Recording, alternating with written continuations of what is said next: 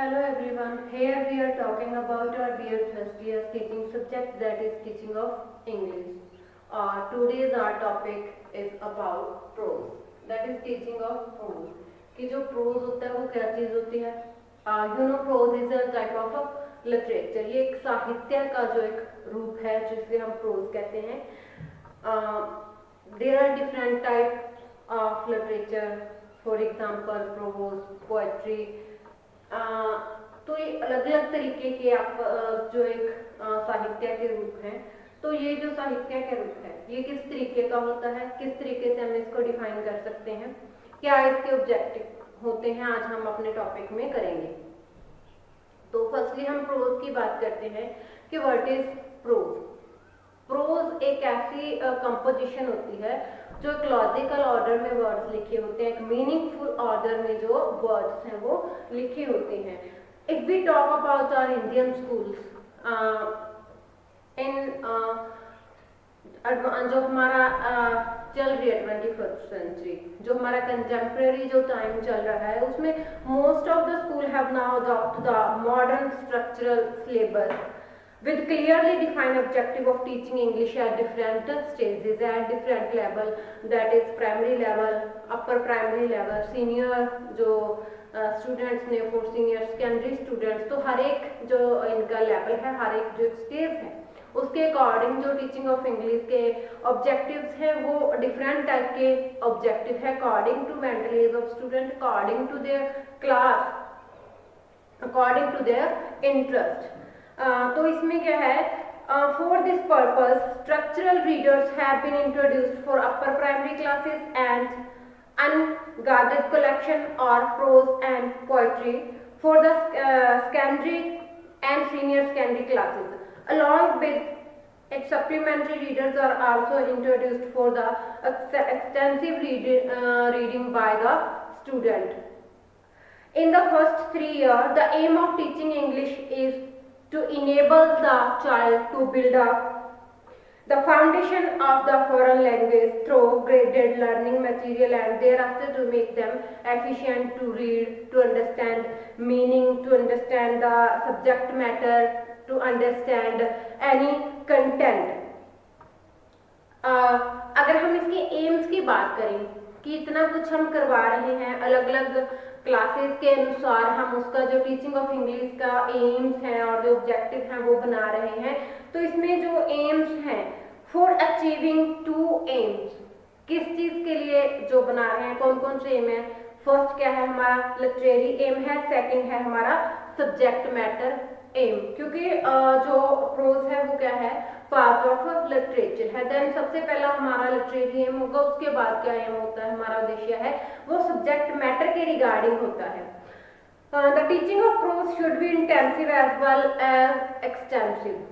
हम प्रोज को जो एक्सटेंसिव क्या होता है, एक नॉन डिटेल्ड स्टडी होती है, इंटेंसिव क्या होती है, फुल डिटेल्ड स्टडी होती है. तो हम प्रोज को दोनों तरीके से करवा सकते हैं, with the help of extensive reading, with the help of extensive reading as per the demand of subject matter.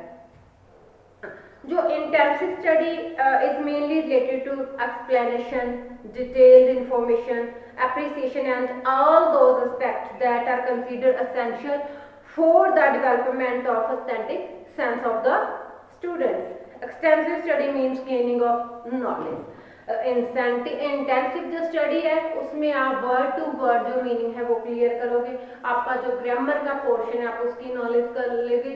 But जो एक्सटेंसिव रीडिंग है उसका मेनली क्या पर्पज है, to gain the knowledge.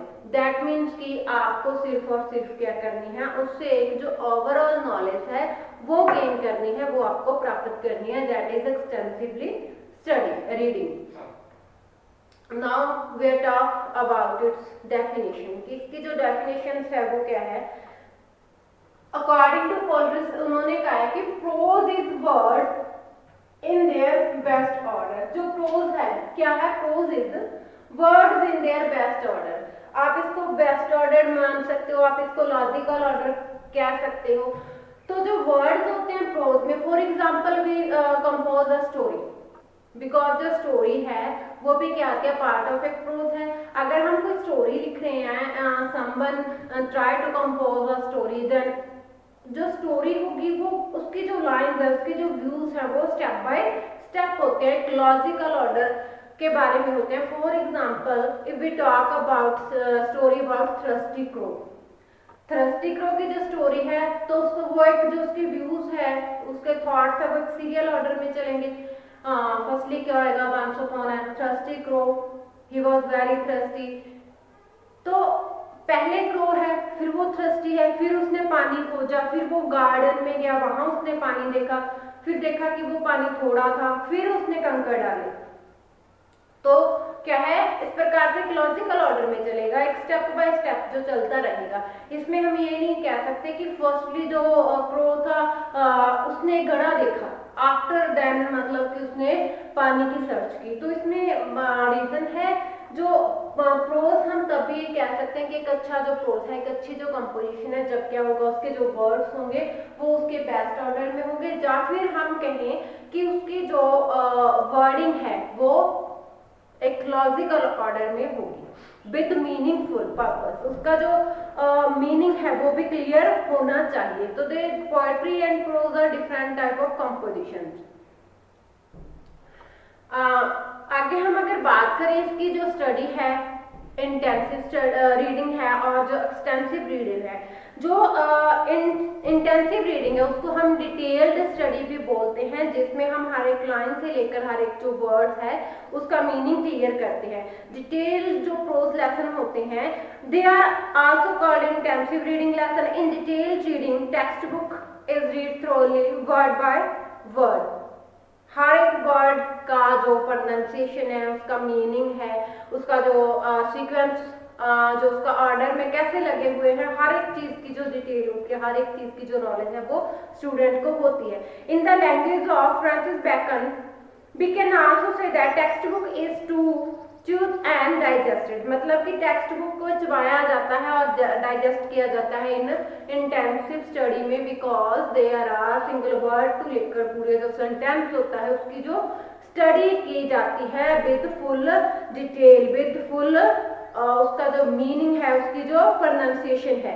In detailed prose lesson, each and every difficult word, idiom or phrase is fully explained to the student so that they could grasp them firmly.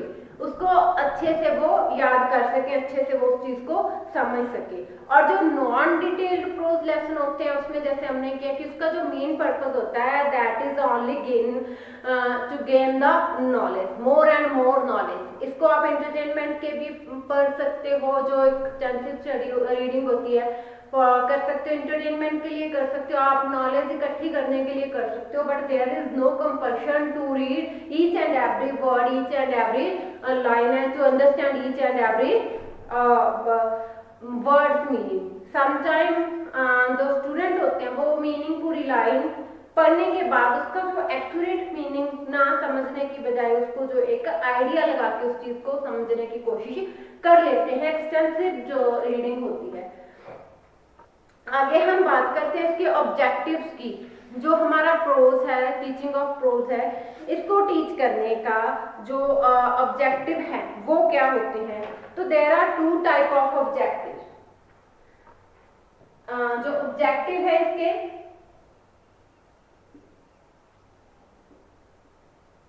Objective है prose के, तो there are two type of objective, general objectives और specific.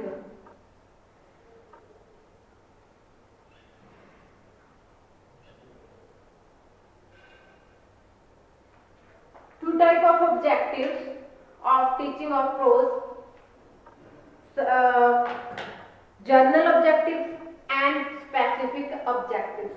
तो हम इसको one by करेंगे, अलग अलग करेंगे कि जर्नल ऑब्जेक्टिव्स का जो पर्पस है वो क्या होता है और जो इसके स्पेसिफिक पर्पस है उसका जो मोटिव है, जो फिर उसका जो पर्पस है वो क्या होता है उस ऑब्जेक्टिव का। Firstly we will talk about journal objective of teaching of prose. तो फर्स्ट जो हमारा फर्स्ट ऑब्जेक्टिव है इसमें वो क्या है, to enable student to understand the passage and grasp its meaning. First क्या है,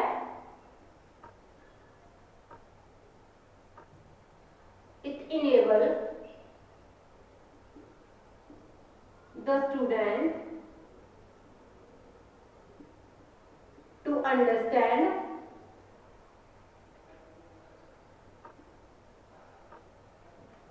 the content. और क्या करते हैं साथ में, सबसे पहले अंडरस्टैंडिंग की बात होती है कि जो चीज भी बच्चा पढ़ रहा है, स्टूडेंट जो भी पढ़ रहा है उसका जो मीनिंग है उस चीज को अंडरस्टैंड करना, उस चीज को समझना, उसके बाद उसको प्राप्त करना, उसके बाद क्या है उस चीज को याद करना, उस चीज को कॉपी करना, उसकी नॉलेज प्राप्त करना. तो इसका जो जर्नल ऑब्जेक्टिव है वो कॉमन हो सकता है, वो किसी भी तरीके की जो रचना है, कंपोजिशन है, चाहे वो स्टोरी है, चाहे वो कोई बायोग्राफी है, तो हर एक की क्या है उसका motive understand the passage and grasp it's meaning. Next हम बात करते हैं करेक्ट रीडिंग की. जो सेकंड है इसका वो आ जाता है करेक्ट रीडिंग की. करेक्ट रीडिंग का क्या मीनिंग है, आपकी जो प्रोनाउंसिएशन है वो समझ आनी चाहिए. To enable the student to understand pronunciation of the words, जिसमें क्या होता है आपका स्ट्रेस के बारे में पता चलता है, इंटोनेशन के बारे में पता चलता है, rhythm and pitch of the language के बारे में. आपने कहाँ पे जो आपकी जो रिदम है कैसे बनाना है, कहाँ पे लो पिच है, कहाँ पे हाई पिच का यूज होता है. तो इसमें जो एक जो रीडिंग होती है तो करेक्ट रीडिंग की बात करता है. आप पे proper pronunciation, proper stress level, proper आपका जो इंटोनेशन है वो सारी चीजें होनी चाहिए. आगे हम बात करते हैं understand the passage by silent reading. It enable the student understand the passage, understand the content, the subject matter by silent reading.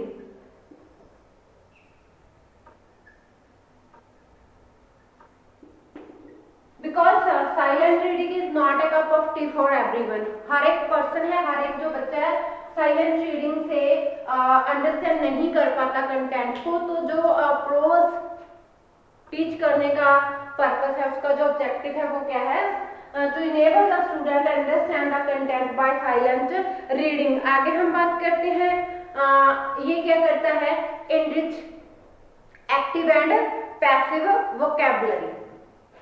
क्या हेल्प करता है, it helps to enrich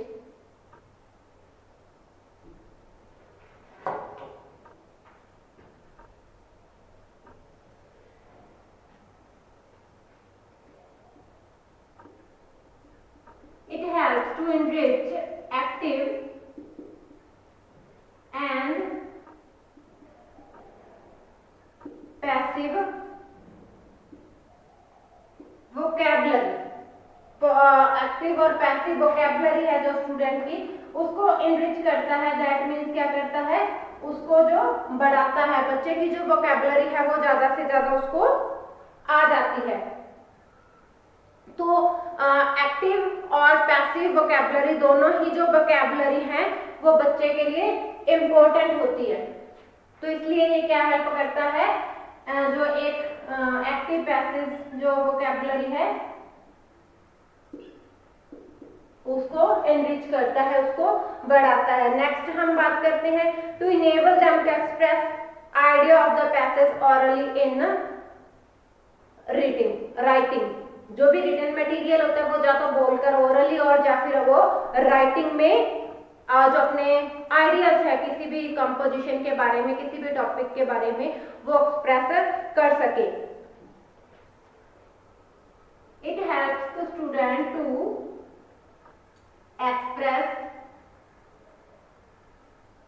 ideas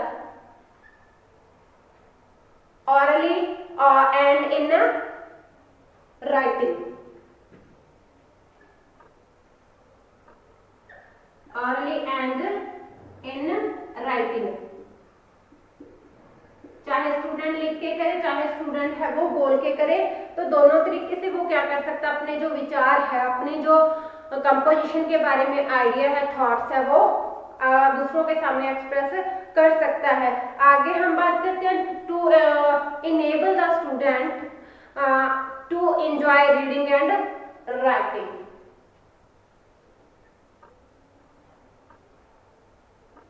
enable the students to enjoy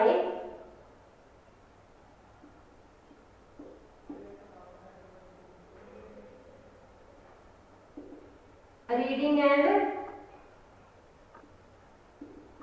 writing। Because जब तक आप उस चीज को understand नहीं कर सकते किसी भी सब्जेक्ट मैटर को, तब तक क्या है, आप रीडिंग को या फिर राइटिंग को एंजॉय नहीं कर सकते। और क्या करता है, क्योंकि इसमें लिखा हुआ किसी और का लिखा हुआ पढ़ सकता है और खुद से जो अपनी क्रिएटिविटी है वो भी कर सकता है। तो जब वो खुद में लिखना स्टार्ट करेगा तो और क्या फायदा होगा उसको, तो ये क्या करेगा, उसकी जो इमेजिनेटिव पावर है, जो उसकी इमेजिनेशन है, वो उसको डेवलप करेगा, to develop the imaginative power.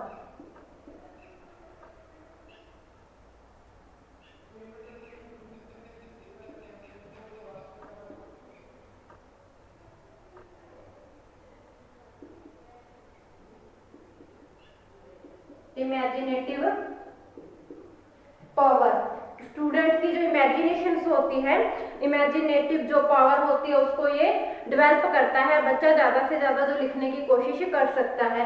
आगे हम बात करते हैं उसकी, to enable them to get knowledge contained in a lesson.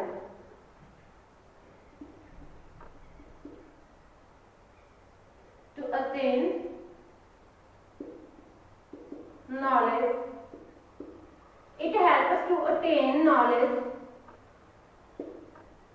from the passage या फिर from the content। जो भी कंटेंट वो रीड कर रहा है या राइट कर रहा है, तो उसमें से वो क्या करता है, नॉलेज वहां पे अटेन कर सकता है। तो these are the general objective of teaching of prose. क्या है, to enable the student to understand the content, किसी भी कंटेंट को अच्छे से समझ सकना, करेक्ट रीडिंग जिसमें उसकी प्रोनाउंसिएशन सही होनी चाहिए और उसका जो स्ट्रेस लेवल है, उसका जो पिच है, लैंग्वेज का रिदम है, वो उनको पता होना चाहिए। आगे वो अंडरस्टैंड कर लेना चाहिए, understand the content by the silent reading, silent reading की हेल्प से जो वो कंटेंट को समझ लेना चाहिए। To enrich active and passive vocabulary of the student, express idea orally and in writing, अपने आइडिया ऑरली और राइटिंग में एक्सप्रेस हो जाने चाहिए। Enable the student to enjoy reading and writing, to develop their imaginative power and to attain the knowledge from the subject matter और content. तो ये तो इसके general objective. Now we will talk about specific objective, जो specific objective है।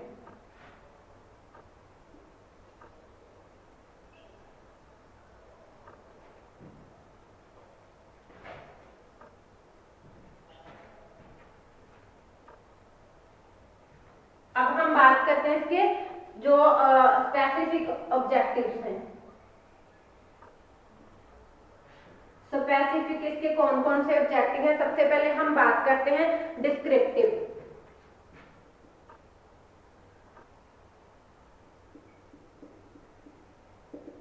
Descriptive मतलब वर्णनात्मक, किसी भी चीज का वर्णन है जो ये वर्णनात्मक हो सकता है, किसी भी चीज के वर्णन के बारे में जो सब्जेक्ट मैटर है उसका जो प्रॉपरली वर्णन है वो किया जाए, जैसे कि हम इंटेंसिव जो रीडिंग है उसमें करते हैं। क्या होता है इसमें, to acquaint people with the style of the writer, writer के स्टाइल के बारे में बताना, to develop imaginative power of the student and to develop students love for the natural object, जिसकी हेल्प से वो क्या कर सके, they can write on some topic, on any topic. तो इसमें पूरा उसका वर्णन बताना, उसका लिखने का जो राइटिंग का स्टाइल है वो, और जो उसका इमेजिनेटिव पावर है कि किसी नेचुरल ऑब्जेक्ट पे हम किस तरीके से लिख सकते हैं, तो ये एक डिस्क्रिप्शन है उनको उसके बारे में बताना। देन है स्टोरी,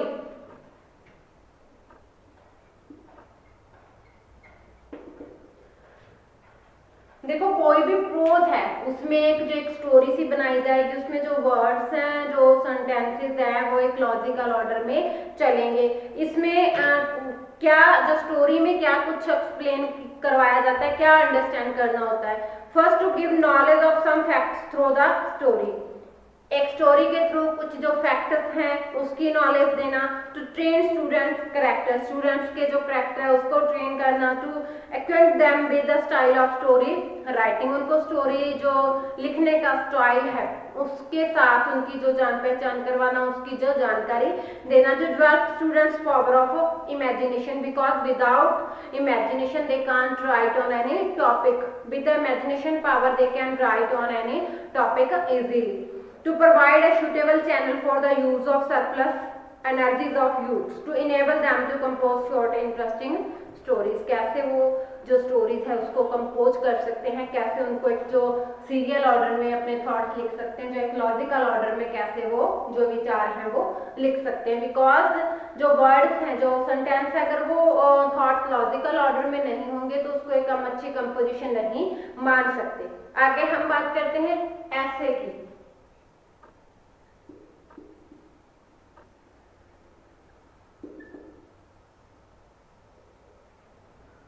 ऐसे में क्या है, to get student receive knowledge, बच्चों को जो नॉलेज है वो रिसीव करवाना। To make them curious about the subject of the essay, जो उन्होंने लिखना है जो ऐसे है उसका जो सब्जेक्ट मैटर क्या है उसके लिए क्यूरियस करना, उसके लिए उनकी जो उत्तेजना है वो बनाए रखना।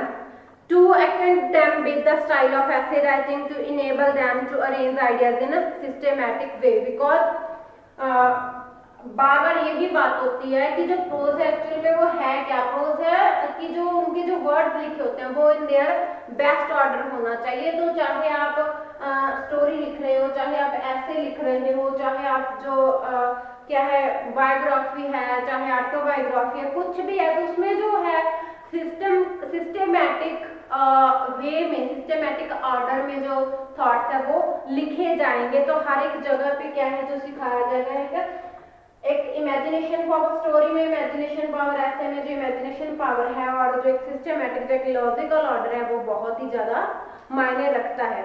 आगे हम बात करते हैं composition.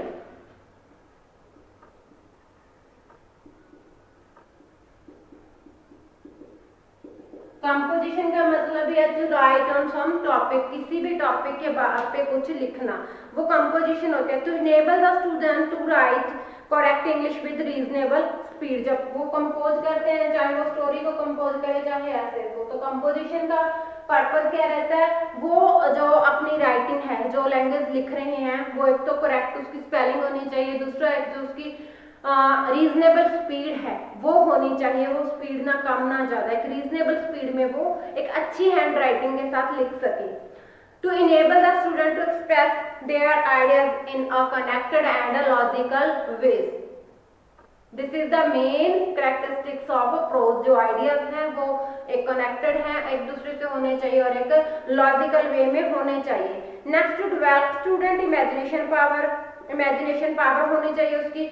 To recall appreciate words with the appropriate use, जो उसका एप्रोप्रिएट यूज होना चाहिए और एप्रोप्रिएट जो उसका जो मीनिंग है वो होना चाहिए। वो किस तरीके से होगा, जो एप्रोप्रिएट यूज और एप्रोप्रिएट मीनिंग होगा जब जो आइडियाज है वो एक दूसरे से कनेक्टेड होंगे और जो आइडियाज हैं वो एक लॉजिकल ऑर्डर में होंगे।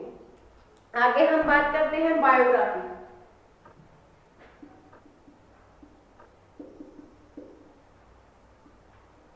बायोग्राफी, बायोग्राफी का क्या मतलब होता है कि किसी की जीवनी के बारे में लिखना, बायोग्राफी किसी पर्सन के बारे में लिखना।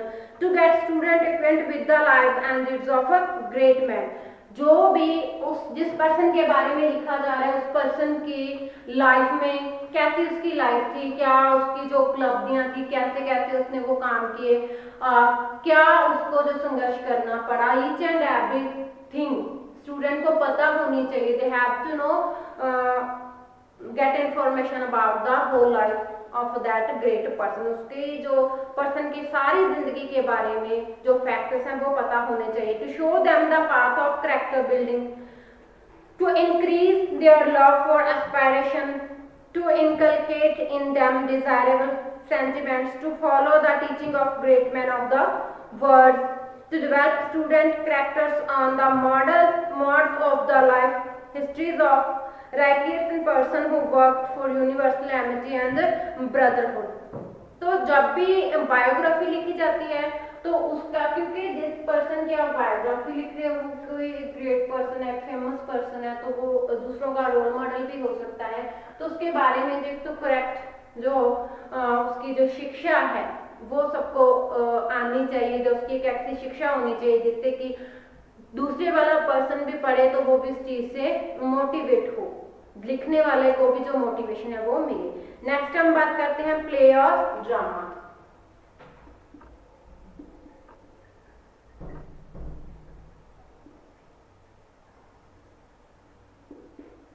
प्ले और ड्रामा की बात करते हैं। To teach student with play way method, यहाँ पे स्टूडेंट्स को जो भी सिखाना है आप एक प्ले वे मेथड में सिखा सकते हैं। Giving then opportunity for self expression, उनके जो विचार हैं टॉपिक के बारे में तो उसमें अपने जो विचार हैं वो रख सकें, अपने जो एक्सप्रेशन है वो दे सकें उस चीज के बारे में। To make them speak English language in a conversational style, to make them play different roles to build their character.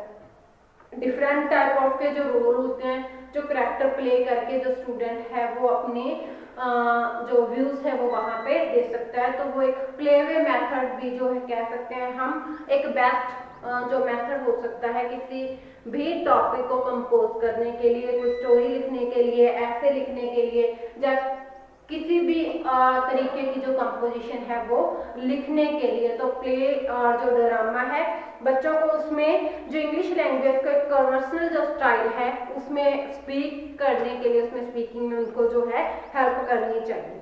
तो ये हमारा जो टॉपिक था टीचिंग ऑफ प्रोज के बारे में, जिसमें हमने टीचिंग प्रोज का देखा कि क्या प्रोज होता है, उसकी डेफिनेशन, फिर उसके ऑब्जेक्टिव की बात की कि जो 2 टाइप ऑफ इसके ऑब्जेक्टिव्स होते हैं, objectives of teaching prose, general objective and specific objective. तो आज का हमारा जो टॉपिक यहीं पे खत्म हो रहा है। नेक्स्ट लेक्चर में हम नेक्स्ट टॉपिक करेंगे।